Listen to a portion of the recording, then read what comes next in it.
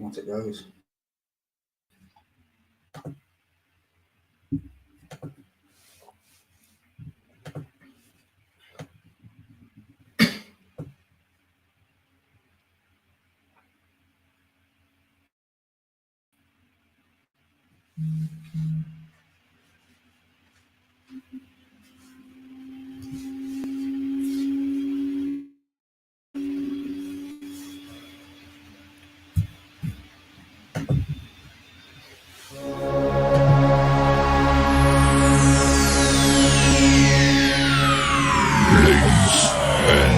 Gentlemen, may I have your attention, please?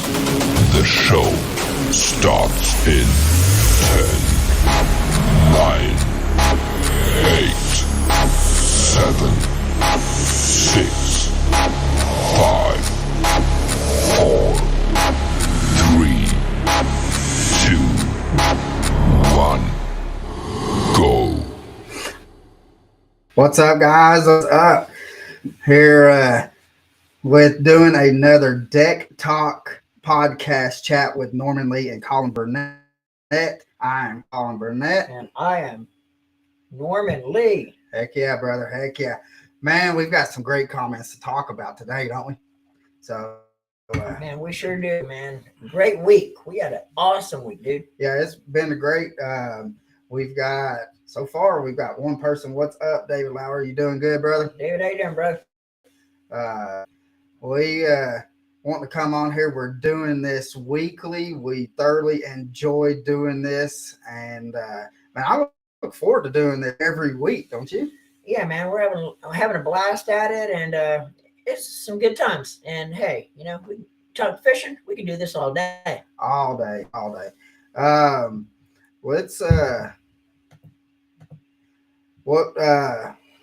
Let's kind of talk about what we done last week a little bit. First thing is last Monday was a big day for us at Deck Talk Podcast. We what did we do? You know what we done Monday? We had we done the chat with Norman Lee and Colin, but right after that we shot what? Our first episode. Oh yeah, shoot, yeah. Man, you got me something for me. Yeah, we shot our first episode of the Deck Talk podcast. Heck yeah. We had Josh Antoine with Chatta Hookums on the podcast, and it was great. It was a phenomenal show. Got a lot of tips and wisdom from a guy that he guides, and you can really tell just talking to him the knowledge that he has about smallmouth fishing on the river, and then the difference in between smallmouth fishing on a river and going after largemouths on a body like a lake. Yeah, he gave a lot of great insight. I mean, really some really good insight, really great knowledge on smallmouth fisheries up here. And kind of the differences between the bodies of water up here, you know, and what they're generating as far as the smallmouth and the largemouth is concerned. Exactly. Before we go into any farther, if you can let us know in the comments that you are here with us, we're wanting the purpose of doing this chat with Norman Lee and Colin Burnett is we want to interact with the viewers. So with that being said, we want to be able to reach out and reach out to as many people as possible. So if you can leave a comment saying that you're here, we'll chit chat back and forth. And if you have any questions for us, just go on and feel free to ask the questions, and we'll answer your questions. So with that being said, going back to Josh Antoine, we actually, after doing the podcast with him, we actually went out fishing with him, didn't we? Yep. Spent a day on the water with Josh, and he's a great friend, a great fisherman. One of the, I don't know, a bit partial, but he is the best guide up here in this area. Yeah, he is for sure. We'll move this around real quick. We got. We'll talk more about it, but we finally got our cups in. Yeah. But with that being said, man, we thoroughly enjoyed. We caught a bunch of fish, had some big ones come off. What's up, Dustin Rogers? You doing good, brother? Dustin.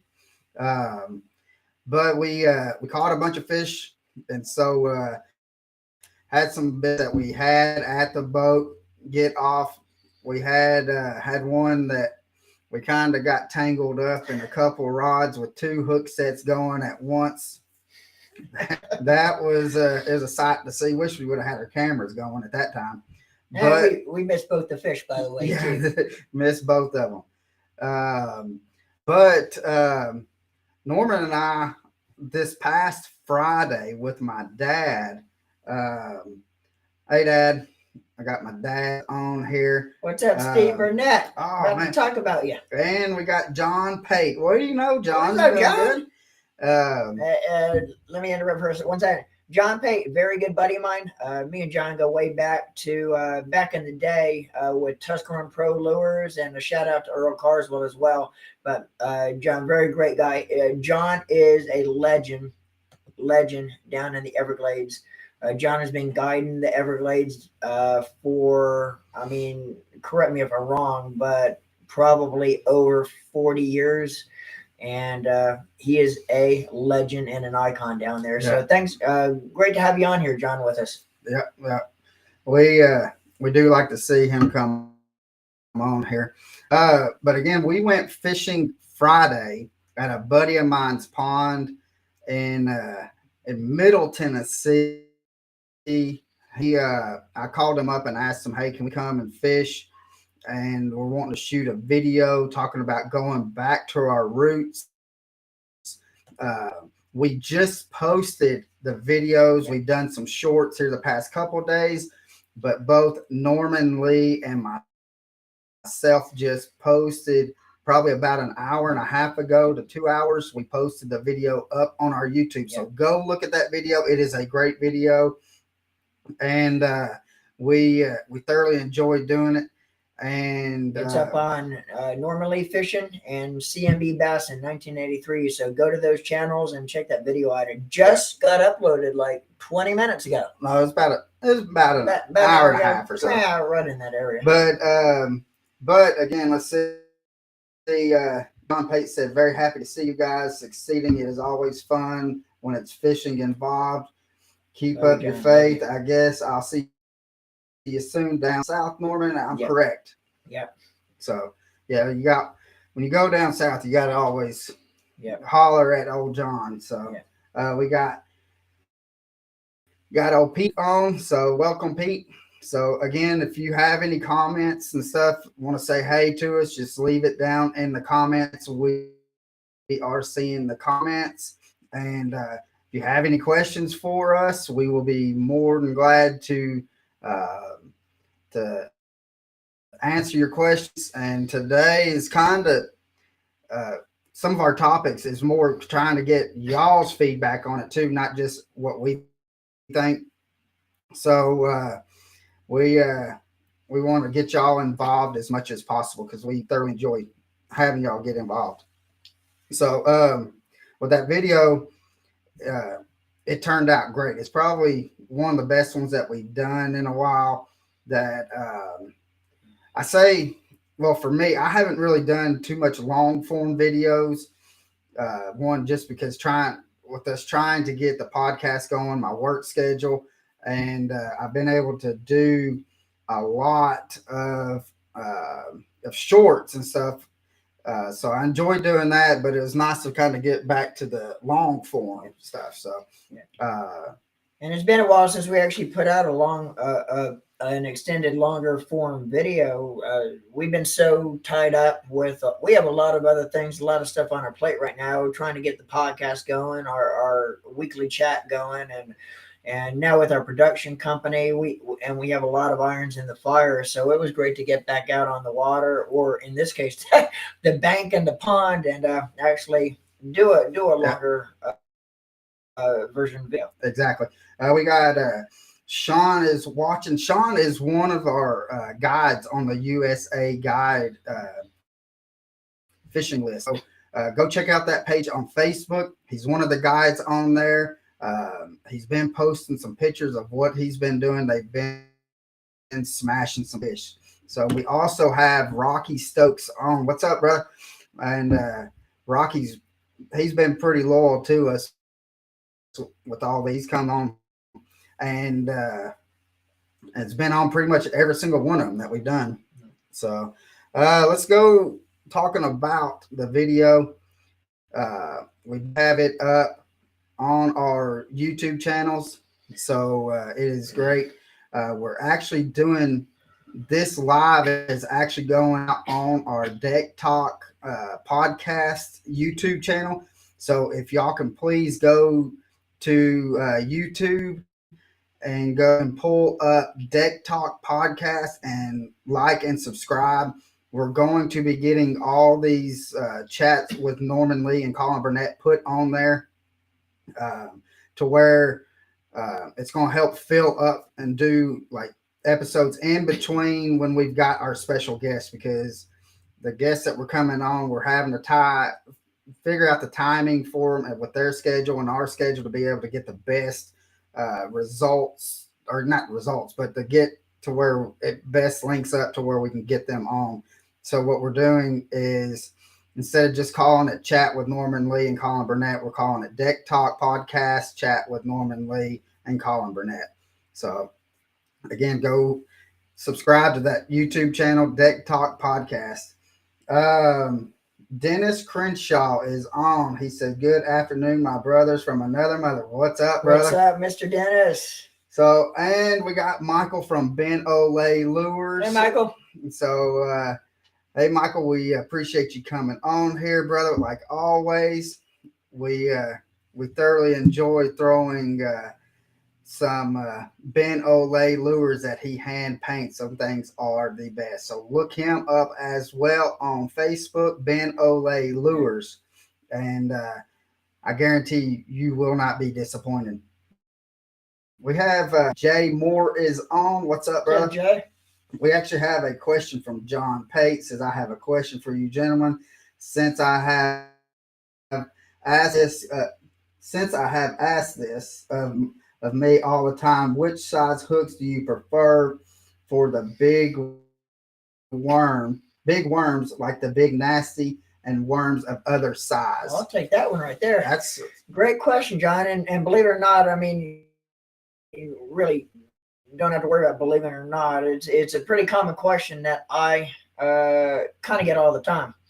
And a lot of people think when you're using those long worms, like the big nasty bruiser bait, it is a 14.25-inch worm, big beefy worm. A lot of people think when you use a big worm like that, you want to use a really big hook, like a 6, 7, 8-aught hook. I stay away from it. Here's the reason. When the bigger the hook you put in, now I pretty much, any of my worms or my soft plastics that is really 7-inch and larger, even in the 14.2, even into 14, 15, if you use a 16-inch worm, or really long ones, I still like to stay with a 5-aught hook. And the reason for that is, but I'll take it one step further. What I will do, just when a bass eats a worm, okay, whether it's a 6-inch worm or a 14-inch worm, 99.9% of the time, the bass is always going to eat that worm head first. You know, and I'm not going to say they'll never come up from the tail and eat it tail first, but a very low percentage that they will actually eat the worm tail first. Normally, when they consume the worm, they basically eat it head first. Now, what I will do, just as it is such a long worm, is I will actually run the offset shank of the hook down about 1 inch down the worm, so it puts it a little bit further back to the belly. But I like to use a wide gap on them larger worms because the body of the worm is so large. So I use a wide gap, and it seems like you'll increase your hook set to fish ratio if you use a wide gap versus the straight shank, especially on the long worms. But I still use only a 5/0 on those big worms, and the main reason is the bigger the hook you use on the larger worm, the more natural action that the worm normally has. It's gonna lower or diminish the action of the worm. The heavier the hook you use, the bigger the hook, the heavier the hook, the lower the action of the natural action of that worm is going to be. So I like to say as small as I can, but I still use a 5/0 on most every worm, other than like your real your finesse type stuff. But I do run it about 1 inch down just to put it a little bit further back, and use the 5/0 hook, run about 1 inch down versus right at the head. Normally, you shouldn't have any issues connecting with the fish when they eat it. And remember too, fish normally always will hit a worm, whether it's a 4 inch worm or a 14-inch worm, head first. Very seldom they're going to come up from behind and hit it tail first. Not saying that they never will, but 99.9% they're always going to hit it with it. And here's the thing with a 14.25-inch or any size worm, 10-inch, 14-inch worm, once they hit it head first, all they're going to do is just like that, and the whole worm, the whole 14 inches of that worm is inside their mouth, including the hook. So good question, question, John. And believe me, I get that question quite often. Yeah, I kind of go a little. I throw either a 4 or a 5. To be honest with you, I really like the 4/0 hooks. When I throw Texas rig, anything Texas rig, I throw a 4/0 hook. Bigger worms, I might go to a 5, but I kind of do like the same thing that Norman does. I probably go about 1.5 inches down to where it does bring that hook down a little bit. It's doing the same purpose of what Norman was saying, is it brings that hook down into the belly of the worm, and so I feel like with the bigger hooks that one, when you do the hook set and stuff and it actually penetrates into the roof of their mouth, the bigger hooks does not allow for too much of, like, if they come up and jump, Yeah, it moves too much, and then it just makes the hole bigger. So I've lost personally that I've lost more fish with a bigger hook when I'm trying to do that. So I try to stay in between the 4 and the 5. So and again, the bigger the hook you use, and that's the number one question people have with large baits is they automatically think with just say a 14-inch worm that you need to use a 7/8 odd hook. That's really not. And again, the bigger the hook used, the more weight that hook's going to carry. The lower the is going to decrease the actual the natural action that the bait's going to have. The more weight you add to that bait. So I typically stay 5/0 because it is a bigger worm. I like to say 5/0. But if you run it like Colin was saying, I was saying run it about 1 inch down the head, so it puts it a little bit further back down. You should never have any issues. And again, the fish is normally going to hit it from the head first anyway. And we got Rusty on here. Rusty, what's up, brother? Thanks for joining us. We also, again, like with the bigger hooks, they're beefier, they're fatter, and stuff like that. You're also, it's going to, it's the hook set. You're going to have to, the bigger the hook, the harder the hook set on. So especially you want something that once you set the hook. I mean, Norman and I would we have, I think, it's pretty strong hook sets, but if you don't penetrate that the hook all the way into them, then you're pretty much just holding on by a thread. So I want to make sure that when I hook set that fish, that it's getting into the boat. And excuse me, especially with those longer worms too, because with the longer worms, you got more rubber for that hook to. Actually, here's another tip that I use, and I use this tip whether I'm fishing a big stick, a 6-inch big stick, or if I'm fishing the big nasty. Uh, I will actually, when I put my hook into the worm or the soft plastic, I'll actually run the barb all the way out and then run it back in, and because just that way skin tag it. yeah. Well, I don't even skin tag it. I'll actually run it right back in the worm. All right, what? Because I'll run it out, and then I'll lift up the plastic and just poke the tip of the hook into the plastic, because all I really want, as soon as that tip or that plastic's gone, it's just a fraction of an inch to where it's already sticking in them. Exactly, but like what I did, I actually run it all the way out and then run it back in, because a lot of those big worms are so beefy that you really can't run it and lay it on like you would a soft plastic twitch bait or a swim bait. You could actually they're a little bit different, where you could actually lay the barb on top of it, come all the way out and then skin hook the point. Right. But you get that hole created, and makes it a lot easier on your hook set too, because those worms are so beefy. Right. You want something there where it makes it easier for that worm to come through and pierce the fish. Exactly. Now, Dennis Crenshaw says, do we have a picture of the hooks? We do not have, I don't have a hook. I don't think Norman has the hooks with me. That was just a question that John Pate asked us, and we were not prepared for that question. So, but we might be able to the next week. We're going to do this. Norman's actually going to be in South Florida starting Wednesday. You're leaving Wednesday, leaving right? Wednesday morning. I'll be down there Wednesday afternoon. So doing some guide trips down there. So if you're wanting a guide trip down in Central Florida, look up Norman. And if you want if you want looking for bass guide, look up Norman. If you're looking for the best crappie guide in the state of Florida, Dennis Crenshaw is on the chat. Look him up, or you can even just message him on this chat. And he will hook you up. He is by far the best crappie guide, hands down, in the state of Florida.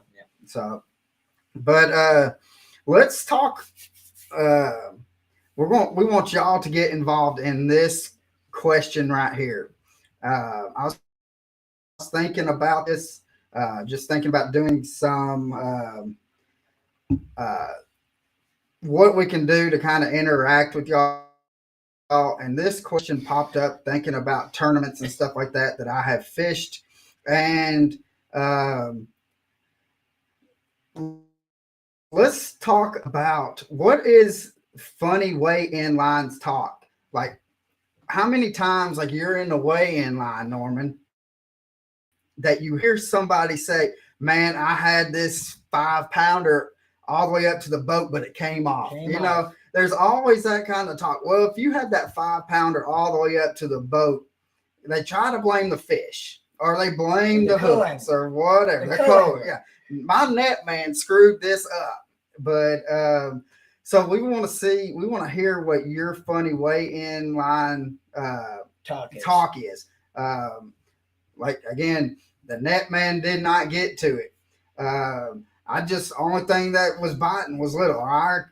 The fish just did not cooperate with me, So, I mean, we have, there's a list of them that we can do, but we want to see what y'all's the weigh-in chatter, that people talk about, that they did not, the fish didn't do, or something happened. I could not bring in this big fish that I had. I like the one that says, I was sight fishing, but I could not get them to bite. Or I swung on the one that was bedding up, and they just wouldn't take it. Yeah. Well, funny thing about when you're bed fishing is fish don't take the bait when they're bed fishing. All they do is just pick it up and just move it off the bed. They don't want it on the bed. When you're sight fishing, timing is everything. It is. It is. And here's the thing also is if you actually swing too late and it's already halfway out coming out the fish's mouth when you swing and you stick her, it's done. It is. So you got to get that timing down right. So when you swing, you don't miss. Yeah.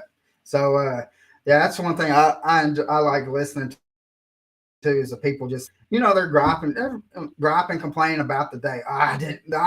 There's always some reason why somebody sucked at the tournament. Oh, exactly. So we enjoy or I enjoy the little chit chat back and forth. So what is the funniest thing that y'all have heard on during the tournament, during the weigh-in lines? Yeah.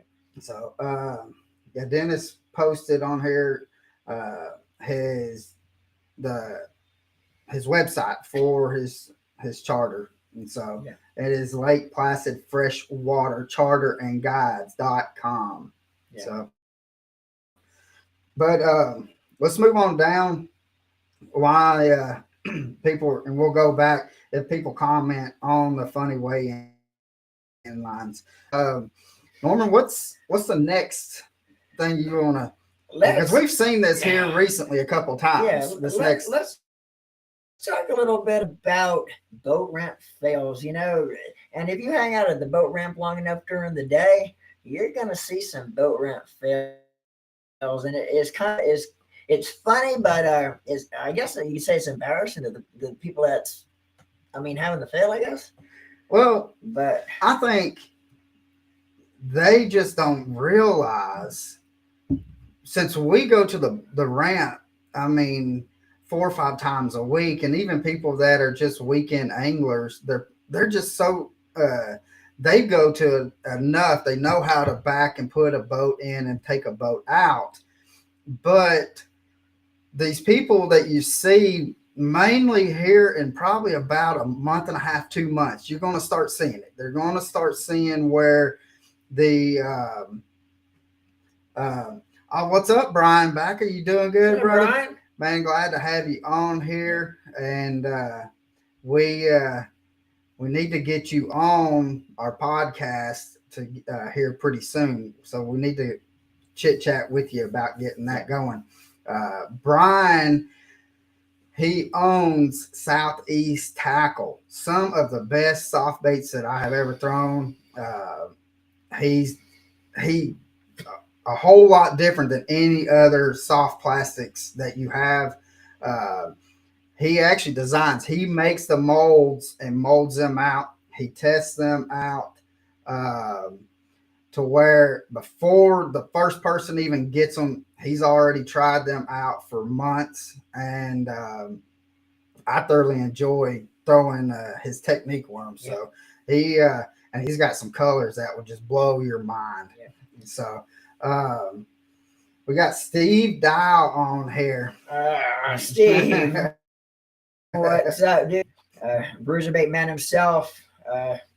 Steve's down there. He's probably watching us and watching this as he's pouring. So we got he probably has it's Steve Dial over there pouring them as we speak, and we got Devin Chisholm Dial right behind him, probably boxing him back as Steve's pouring them. So, but we actually had some of the Bruiser bait stuff during the video they shot. Yep. And so, but but let's go back to boat ramp fails. Let's see. Hold on. Steve Dial says, "Hey guys, great show. Since Valentine's Day is coming up, should we get our wives a Meg Minnow or Big Nasty asking for this is a G-rated show, guys. G-rated show. He's throwing some punches right here.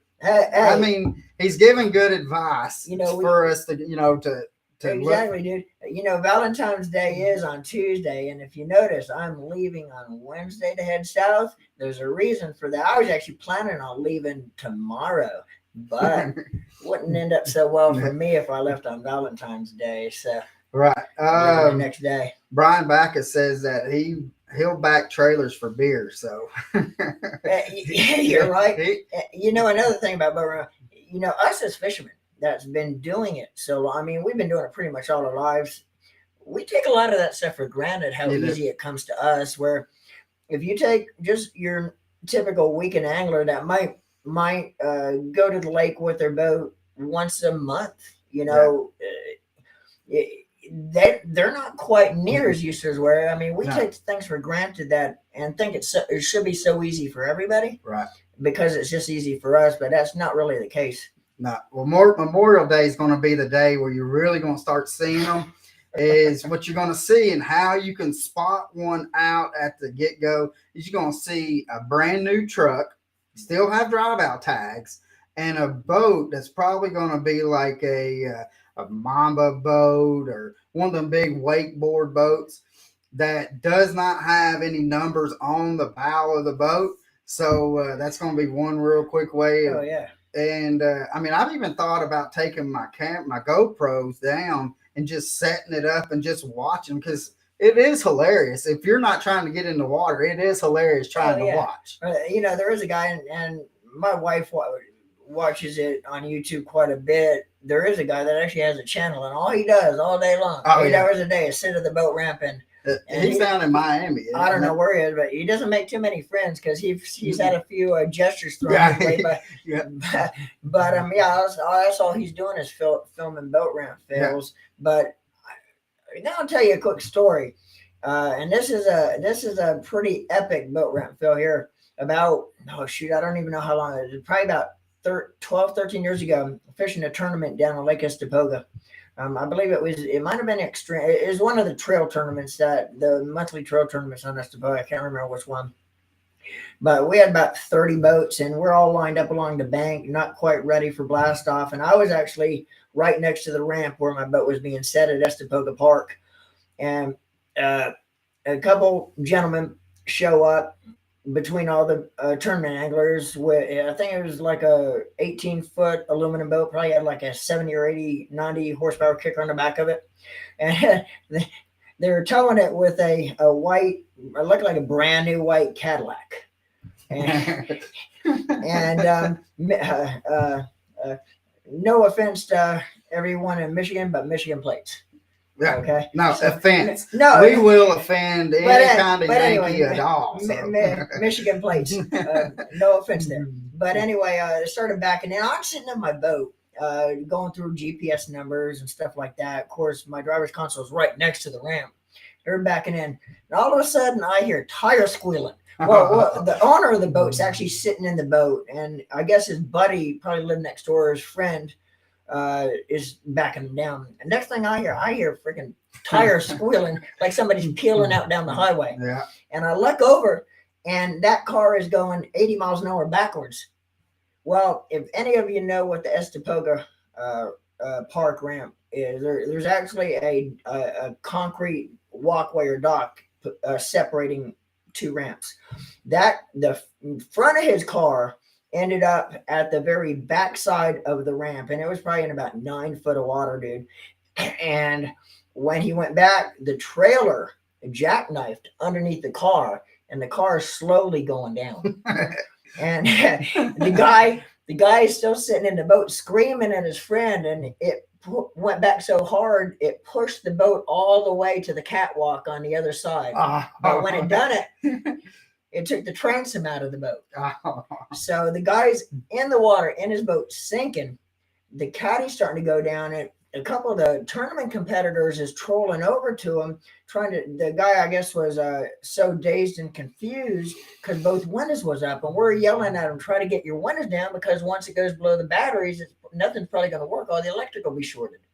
So finally we got him to get his window down, and one of the tournament guys helped the guys slide out of the driver window onto the deck of the boat. But here's the thing. Of course, the tournament took off, so they called 911, the whole everything, probably tow truck stuff.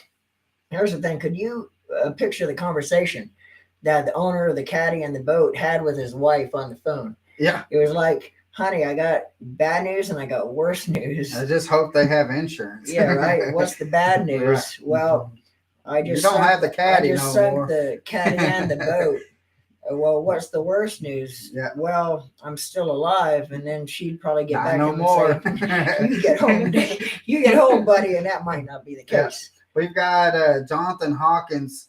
What's up, brother? And No, Jonathan. we got Earl Ross is on with us. Earl. Welcome, guys. Jonathan said, I've seen someone on the podcast flat on his back while trying to help another boater. And were you there with me when I done that? I don't know, but I want to hear that story. I don't know. We were fishing. I don't think you were. We were fishing out of Chickamauga Marine, just above the dam, and the wind was blowing, and it was late winter, early spring, and the wind was just howling. Well, we got our boats on the trailer fine.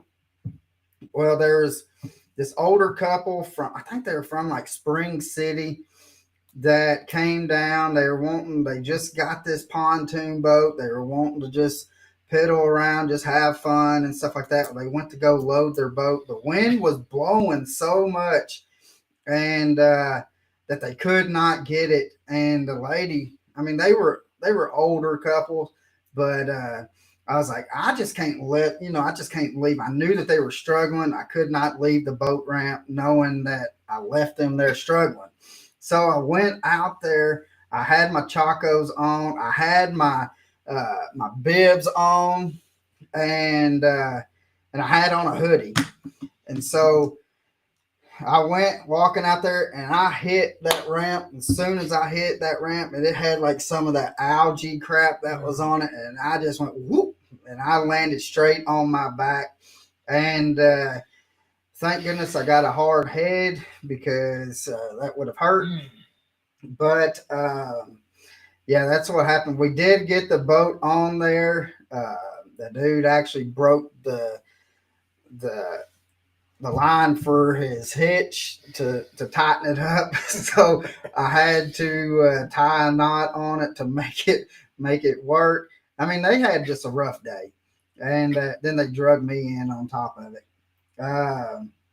So we got Lori from Two Chicks in the Boat. She's always on here.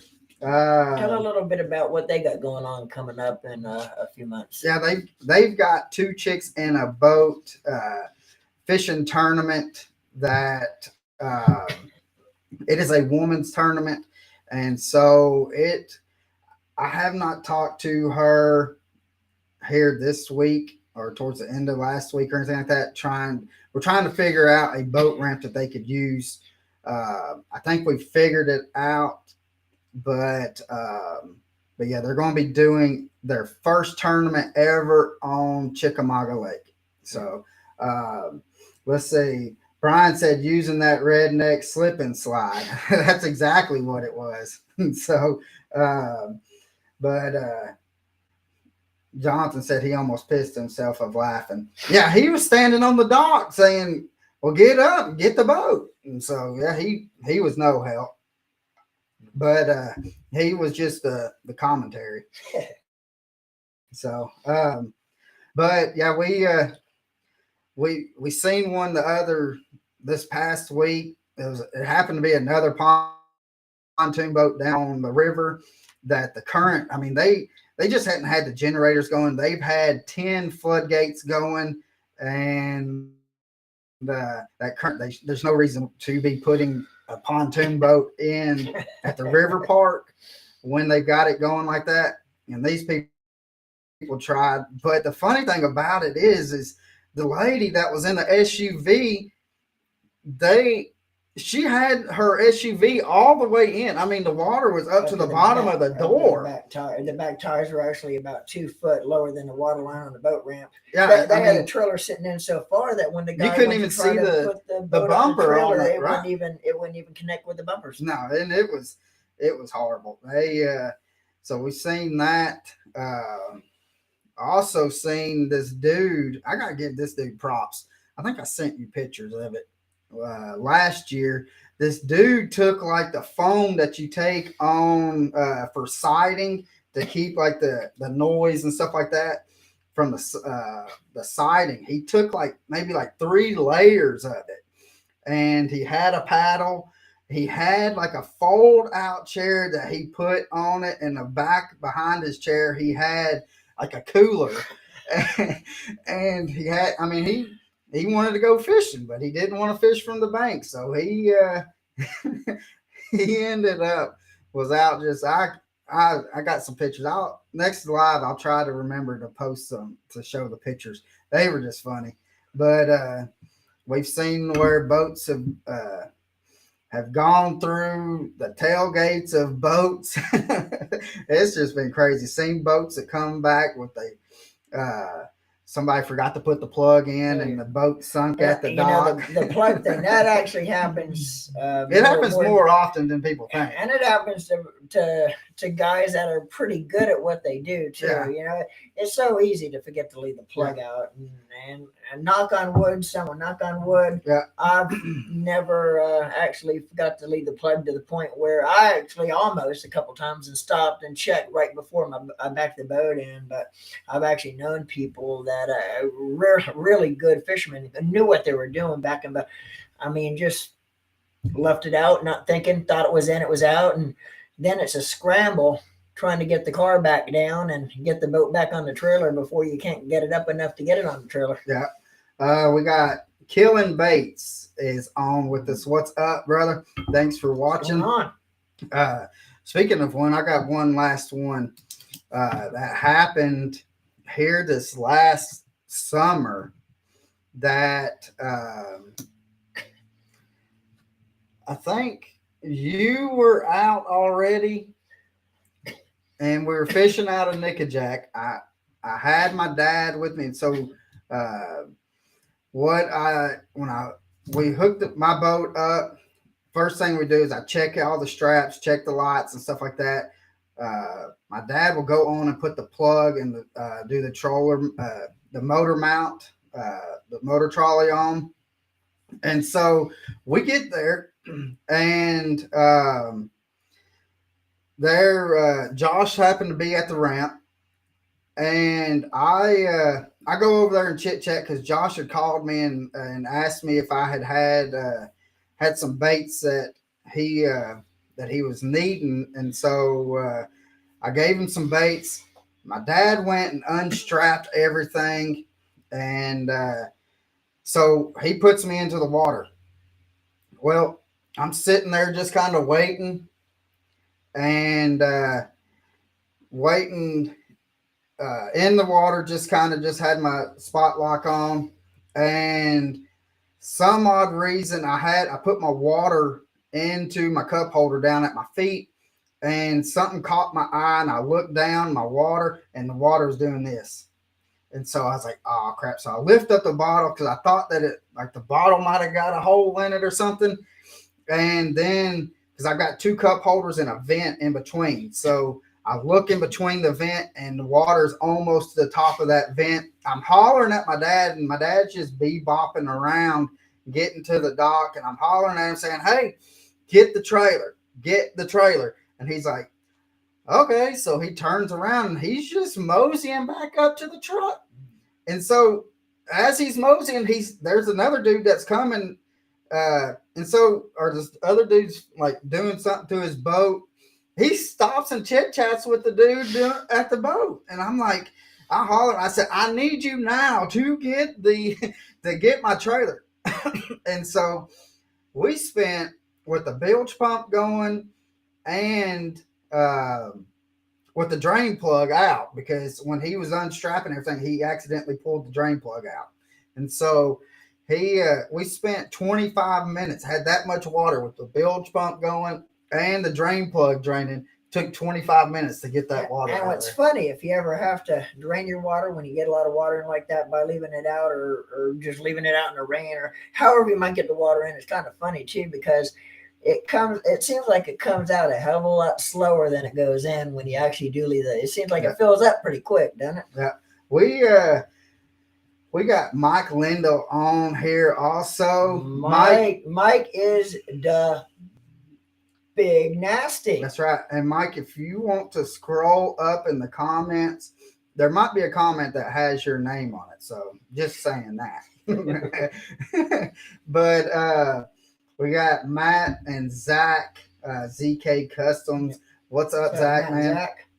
I tell you, Zach, this past week, Zach has had a heck of a week. In 4 days, he done 2 tournaments and won both tournaments. Killing it. Killing it. Awesome. He has been pulling in some fish. So keep stroking them. Let's see. Killing Bates says Sebago Lake Marine or Maine. Let's see. Raymond launch is gold for boat ramps fails. I have never been to Maine. I would love to go up there and fish in Maine when it's summertime. Yeah. But us southern boys out here and it's 40. Yeah, us southern boys don't like the cold too much. Mm-hmm. So but yeah, we let's go on down to. You think I'm going down in a couple of days to Florida because I want a guide? I'm going to get out of this crappy cold weather. And well, see, Dennis Crenshaw said I had my bass boat pulled up on the bank at Horny Pond Canal. That's Horny Pond Canal. Yeah, at the lock. Again, this is a PG show. Yeah. The other boaters spent around at the bank. Wash sunk his boat. Oh goodness! He said, "Thank God they was working on the locks." And he said they lifted my boat out of the water and followed me to the boat ramp. I tried to give them $200 and they wouldn't accept it. Mm-hmm. So, dang, that's bad. So at least they were willing to help you, Dennis. Yeah. Mike Wendell said, "Great show, guys. Norman, if you're down south, let's hit the Swamp Bruiser, bullet speed worm catching bigs." Yeah. And also, Mike, we want to hook up with you this July. We're gonna actually go down in Florida again for ICAST, but we're gonna spend about 5 or 6 days in South Florida, and we're getting back down to the swamp, down to the Everglades again. Definitely, we hook up with you when we get back down there, Mike. This go around, when I get down, it's gonna be so crazy for me. It's kind of just guiding. Not gonna get a lot. It's gonna be a quick trip, though. Yeah, it's 2 weeks, and right now I have pretty much most all the days booked. I do still have some openings if anybody's interested, but yeah, it's gonna be a quick, and it's gonna be pretty busy. I'm not gonna have a lot of time for a lot of other extracurricular fishing activities. But yeah, in July, definitely, Mike, we want to hook up with you and possibly maybe get down there together and do some fishing. He says July, big nasty time. Yep. We done some damage last year with it. And, and that's one thing, because when we got to the Glades last year, we didn't really have a lot of time. We had to come off the water by 12 o'clock? Noon. Yeah, because that was our last day, and we had to shoot right back, and we didn't get to throw a lot that we really wanted to because of the time restraints. But this year we got to chunk in the Everglades, because that's originally where those big nasties were kind of thought of by Mike Lindell, and they were actually designed by Mike with a lot of the legends of the Glades back in the day, like John Payton, and I don't have the names right in front of me, so I don't want to say a lot of names because I'll leave somebody off. But a lot of the legends of the Glades is that it actually was throwing those really long worms down there, dating back all the way into the 70s. And so that's kind of where that worm was actually keyed on, is down in the Glades. Yeah. Hey, Norman, let's do this. Let's go to the next thing. Let's talk about fishing during a lightning storm. Okay. A few weeks ago, we actually were talking a little bit about our last July, when we actually went to headwaters and got blown off the lake pretty rapidly by a severe thunderstorm. And you learn different things, and you're always learning. As a fisherman, we are always learning. We're always trying to take in information that we hear, we see others go through. I show up in the boat ramp. First thing I do is I turn on my ears and just because you're always going to learn. I don't care how good you get in life or in fishing or no matter what you do. Not necessarily fishing, but no matter what you do, you never are going to stop learning. So I always have my ears turned on anywhere I am, but always learning from different people's experiences as well. And on our way, this lightning storm coming up and on headwaters, it came up on top of us. I mean, just like that. So first thing I do when we decide, we got to go, we got to get back to the boat ramp. First thing I done was I turned all my electronics off in my boat. Well, explain why you want to turn off your electronics.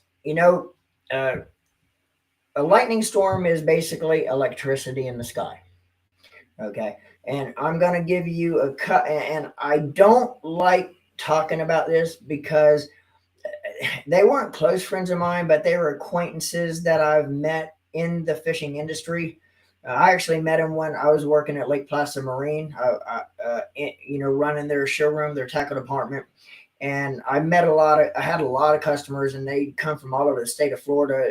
Of course, Lake Placid has a lot of club tournaments from all over the state that actually, because we had so many lakes right in that vicinity. So almost every weekend we're having anglers from Sarasota, depending on where their clubs are from. And I don't know exactly. I think the club was out of Naples, but I'm not 100% sure on that.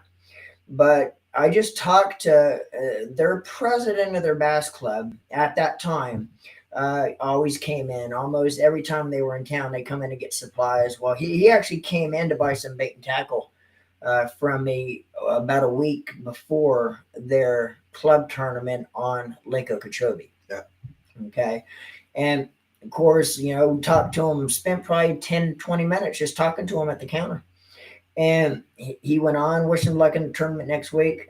Well, about 2 weeks later, or actually pretty quick out, within a day or two after it actually happened, I started hearing stories about a fisherman in Okeechobee got struck by lightning.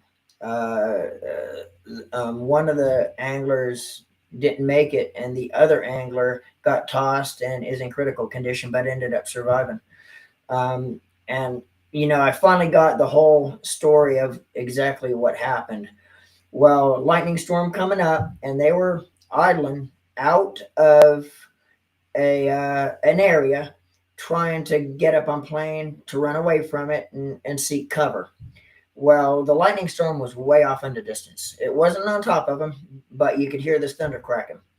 So their boat ended up getting hit as they were just idling, trying to get in deep enough water to. If anybody's familiar with the Lake Okeechobee, there's a lot of areas where it's just so shallow you have to idle.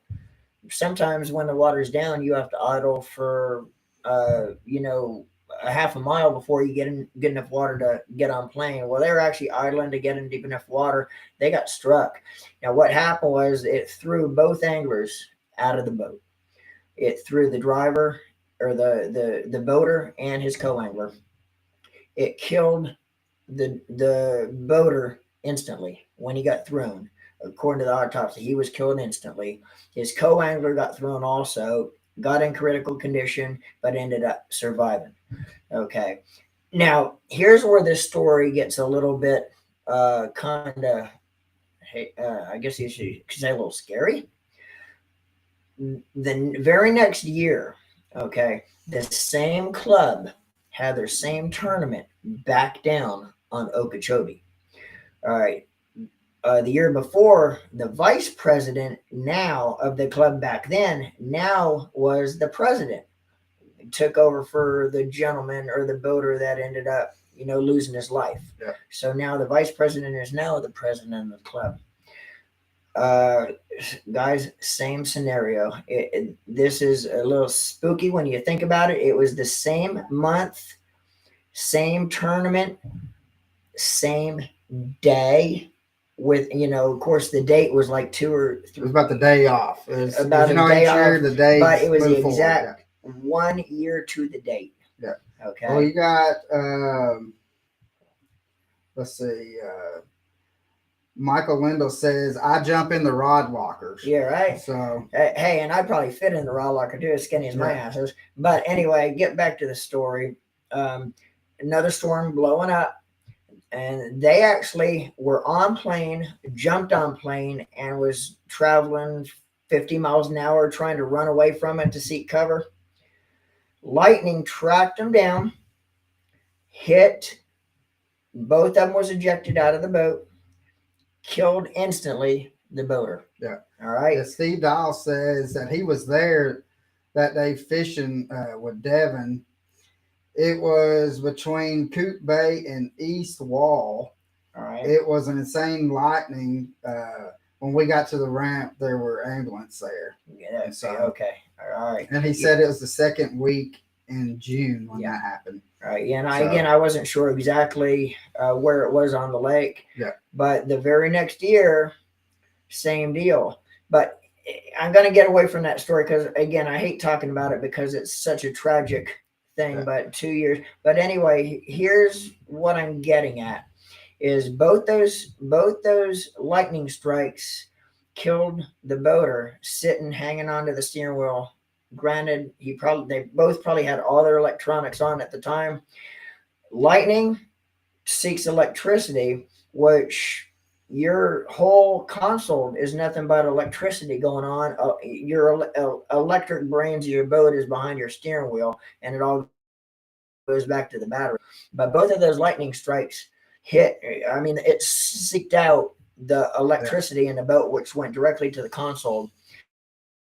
Okay, so that's one of the things that I took from that is anytime you hear lightning storm going on and you're trying to seek cover, you're in your boat, turn off all your electronics, because your electronics is electricity and lightning is a conductor of electricity. Yeah. So turn your electronics off if you're ever in that situation. Here's another thing I'll add to it too. Talking about, now this is a little bit different subject, but it kind of falls into the same category as tornadoes. I was fishing it was back then it was called the Costa Series, and today it's the Toyota Series with the FLW. Fishing the Costa Series, it was day one of the event on Okeechobee, and that morning we were having 35 some mile an hour winds, and there was tornado warnings going off all over the place. Well, they actually sent the anglers out. Of course, they had a meeting before and announced, everybody be safe. Don't just, safety comes first, and they sent everybody out. Well, there's actually, during the day, there was like 8 or 9 tornadoes spotted by anglers on the lake. As a matter of fact, I'll get to what I'm getting out of this story is I was in the weigh-in line getting ready to weigh my fish, and I was actually in the weigh-in line standing right behind Scott Martin, and Scott was talking about he actually had a tornado. He actually had to jump on his motor, crank it up, and power down to run away from a tornado. And he looked back, and that tornado was actually following him in his tracks of his boat. So now again, typically with the tornado, you don't put lightning in the same sentence with the tornado. But here's my thinking here is, what if there's actually electricity in tornadoes? Because for some reason, from what he was telling me, that tornado was actually following his boat in his tracks, and he had a maneuver to kind of get away from it. So that's just a thought I had, was how about if lightning has something to do with tornadoes as well, which you usually don't, it's a windstorm, but you don't usually put 2 and 2 together with lightning and tornadoes. Yeah. What if? Yeah. So yeah, with that, we're not, by all means, if you have a storm come up on you, get out. I mean, get to safety. If that's getting to the boat ramp, or if that's getting to a covered dock, get out. Don't try to outrun it. And something else, and I've been in a lot of tournaments where I'm actually seen the lightning storm come. I'm trying to run for some cover under a dock, Yeah. and I'm passing competitors that's still sitting in the middle of the lake with their rods. And you know what? A fishing rod is a conductor of electricity. The last thing you want to do in a lightning storm is hold your rod above your head.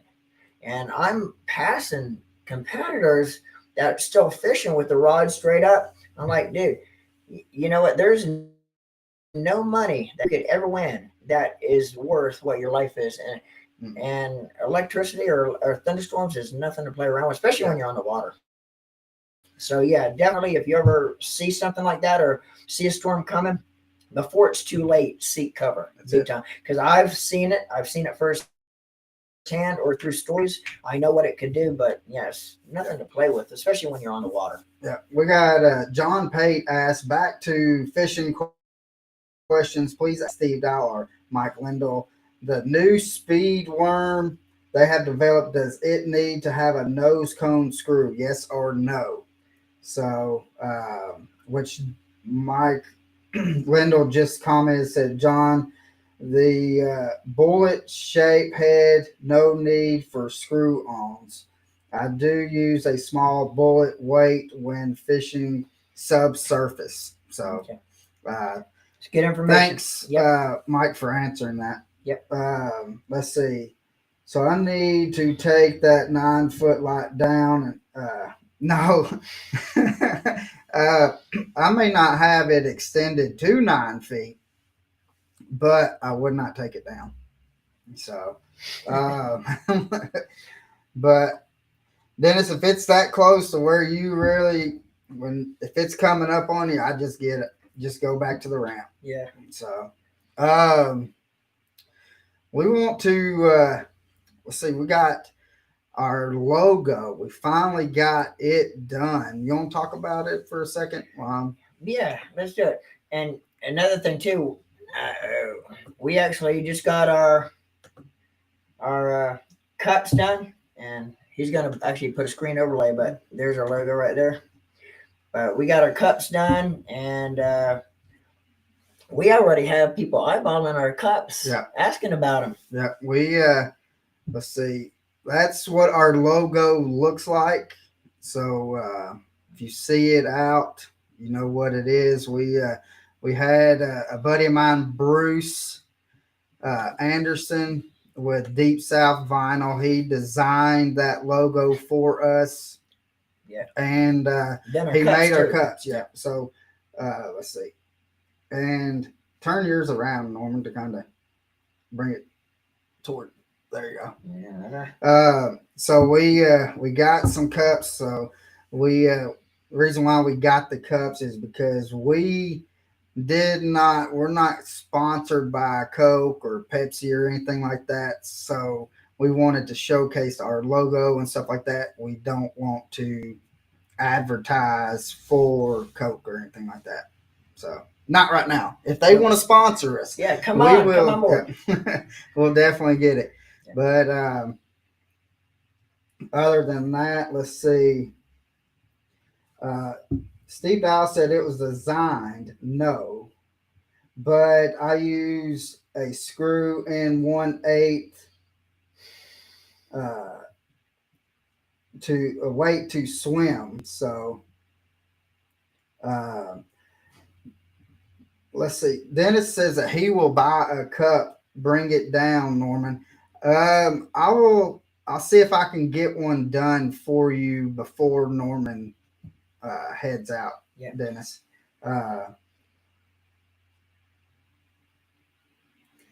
He says, Mike Lindell says, Norman, have you ever thought of asking Byron Childers to take you fishing up there in Tennessee? He catches giant 30+ bags. You know what? I have not, and that's some good stuff there, Mike. I will talk to him and see if he wants to go have fun. I'd love to get out on the boat with him. I actually been seeing some of his bags he's been sacking on Facebook, and yeah, he's a hammer up here, up around these parts. So yeah, I'd love to get out with Byron one day. Yeah. So quick question for Mike Lindell: has the spawn started yet? That's what I would like to know. Oh yeah. I figured that it has, Oh yeah. but with him being down towards the Everglades, just I figured he's already seen it probably for a couple of weeks. Oh yeah. Well, So, here's the thing with South Florida versus up here. Totally different type of deal when it comes to spawning fish. I mean, a lot more weather. I don't want to say really a lot more, but it is weather related in Florida because depending on when it starts, when it ends, fish could actually spawn anywhere from October all the way through April in Florida because of the climate and being that it is all weather related. Uh, Versus like up here, you got about a 3 week window, and that's going to be like late April, early May. yeah, Michael Wendell said, yes, the spawn is in the glades is going off at Sawgrass Park and Okeechobee. Yep. So, do down in Florida, do they spawn more than once down there a year? Because I know here we just have it once a year, which is typically mid March to the end of April. So, um, if you know that, Norman, I mean, you can. Yes, the fish will spawn multiple times, and again, there's a lot larger window Yeah. in Florida, and again, it's all weather related, but it depends on when it starts getting to be the right conditions. Of course, water temperature in Florida is going to be like right at 68, 69 degrees is prime water temperature. Right. But the answer to that is yes, they can. Yeah. Michael Wendell said January through June. So y'all have a pretty good window. A pretty wide open window. And again, that the prime spawn typically is going to be January. I mean, when you're going to see on average per each year is going to be usually like January through March. Right. But again, depending on how soon the weather starts getting right, and it could be anywhere. I've seen the winter actually start getting winter conditions starting in October. And I mean, again, it's all when the weather gets right for them. And it could really, I've seen fish spawn in Florida as early as October and as late as like Mike says, into June. Yeah. But typically I see the majority of them up through like April every year, and starting as early as October in different cases, different lakes. So with that being said, we have been on doing this live for almost an hour and 10 minutes, brother. I tell you what, time flies when you're having fun and talking fishing. Mike Lindell says one of the best post-spawn bites anywhere, May through September, big nasty bite on ledges. That here on Chickamauga is a killer bite. That ledge, you can pretty much hear ledge fish all year round, and that bite it stays pretty decent. Yeah. So, and another thing, talking about the spawn and your pre-spawn and post-spawn, and getting ready to come down Wednesday, which I'm excited about getting back out to. My main guide lake is going to be Placid. Of course, I'm going to be doing trips on Placid June. Possibly Estapoga this go around when I come down, but on Placid in general, it is the best fishing during when they are spawning. And what will happen is them fish, Placid's a deeper water lake. There's a lot of it's shell bed driven. That's your number one key bite offshore on Lake Placid is your shell beds. But there's a lot of areas where you got a spawning edge, or the fish will actually spawn on Placid up in the Kissimmee grass. So they'll actually go up into the Kissimmee grass, which is on your hard line, but a lot of the Kissimmee grass comes out 50, 60 feet off the hard line. Well, they'll spawn in that Kissimmee grass. But the fish actually, if you find an area in 15, 16, 17, 18 foot of water, and some areas is really, really close to where that edge of that hard line is, where they'll actually go up and spawn in. Well, they will pre-spawn and post-spawn in or on shell beds that is pretty close to the spawning area where they're going to be moving into spawn. So, and what I find is, especially when you're fishing tournaments that time of the year in on Lake Placid or lakes similar to that, you'll see a lot of guys that like to sight fish when they're spawning. Well, here's the thing: you'll spend in some cases you could spend an hour and a half searching for that one fit, that one big fish laying on the bed, and then it might take you another hour and a half to get her to commit. Well, you find a shell bed right off of a spawning flatter spawning area. Well, them fish post spawn and pre spawn on that shell bed.